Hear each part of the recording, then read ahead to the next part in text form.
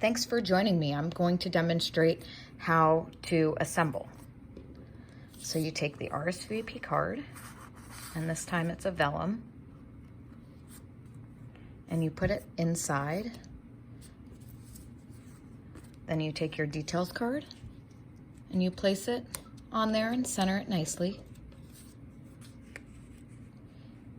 And you can either put your RSVP card this way or this way. For this particular one, I think I'm gonna do it this way. And then you have to take your 1 millimeter string and wrap it around and then cut each piece to the desired length. And then you can tie it in back however you please. I'm gonna go ahead and leave a little bit of selvage.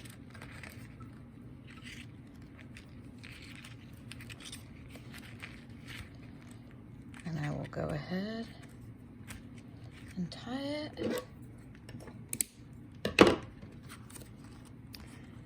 And then you can arrange this however you please. So if you want it to overlap a certain way, that's fine. Some people prefer it to look a particular way.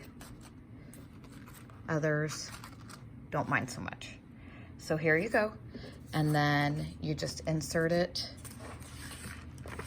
into the envelope. Oh, I have a little extra piece there. Voila, it is done.